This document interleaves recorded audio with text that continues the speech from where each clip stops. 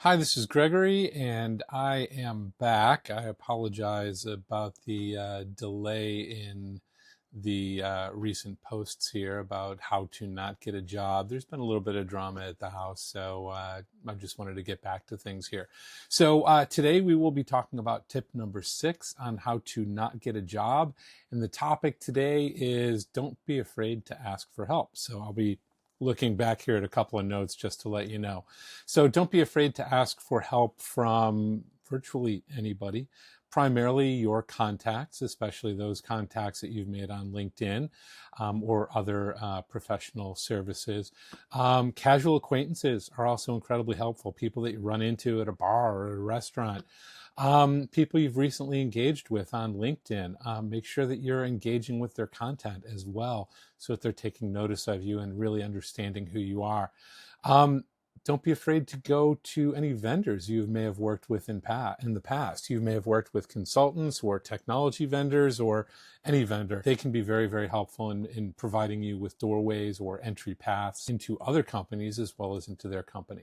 So one note here, the responses you get from your contacts are going to tie back to, I believe it was tip number 3 in how to curate your network, or don't ignore your network.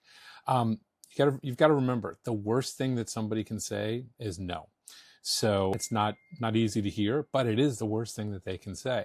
So a couple of things that you may ask them to do for you that they may be willing to do for you. First of all, they may be willing to get in direct contact with, call or email the hiring manager and let them know that you're available. They may be willing to provide a formal recommendation for you. If this is the case, I'm going to tell you, make it easy for them. Write on your own a recommendation for yourself in the language or in the words of the individual that you're talking to or talking about, and make it simple for them. Keep it short. Nobody wants to edit a book. Nobody wants to read a book. Make sure that you connect it back to the things that you have done with this contact or the business experience that you have with this particular contact.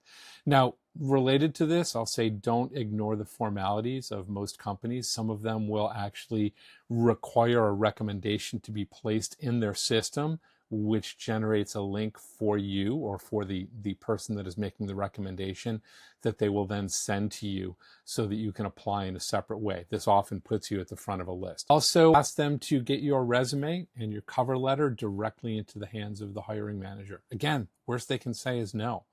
A couple of other things here. Don't make your contact wait.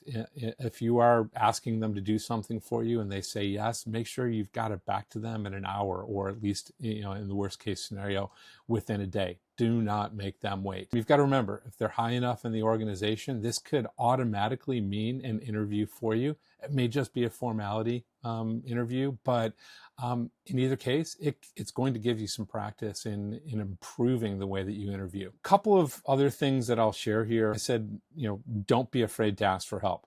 This is not just from your network. Don't be afraid to ask for help from social services. Some of you may have been out of a job for a long time.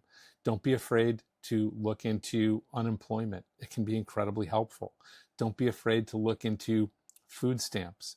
They can help you get by and help your family put food on the table. There are actually various programs out there with grocery stores that will provide you discounts while using food stamps, maybe on certain products, but it's helpful. Don't be afraid to look into the healthcare marketplace, even Medicaid. Sometimes you can get free or very inexpensive health insurance for you and your family, especially if you have a child. They will often be covered.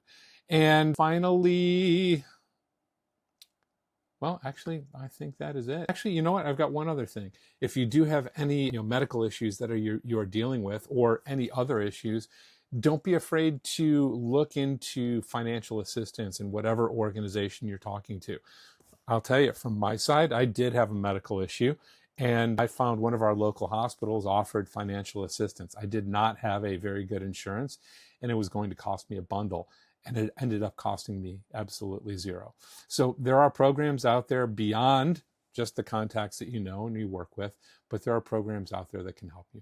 So I hope that this is helpful. I apologize for it being a little bit long today, but I wish you the best. And always remember, AI is 10% technology and 90% people. Thank you.